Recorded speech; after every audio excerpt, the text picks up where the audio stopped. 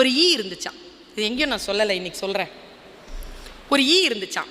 அந்த ஈயினுடைய மம்மி அந்த ஈ கிட்ட சொல்லிச்சான், நீ எங்கே வேணாலும் போ, இந்த பளபளன்னு ஒரு காகிதம் இருக்கும், அந்த காகிதத்தில் மேலே மட்டும் உட்காராத.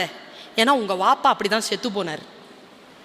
உங்கள் அப்பா இருக்கார்ல, அவர் அதில் தான் செத்து போனார். நீ அங்கே மட்டும் உட்காராத. இது இப்படியே பயந்துக்கிட்டே இருந்துருச்சு. அந்த பளபளப்பு காகித பக்கத்தில் போவே இல்லை, அப்படியே இருந்திருக்குது. கொஞ்ச நாள் போக அம்மா போயிட்டு சேர்ந்துட்டாங்க.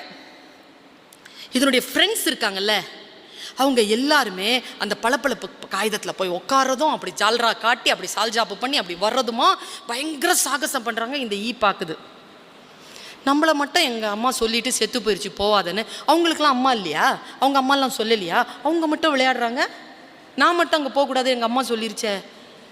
அது அப்படி இப்படி போய் அதை வர்றது, அந்த ஃப்ரெண்ட்ஸ் வர்றது அவ்வளவு ஜாலி அதுக்கு.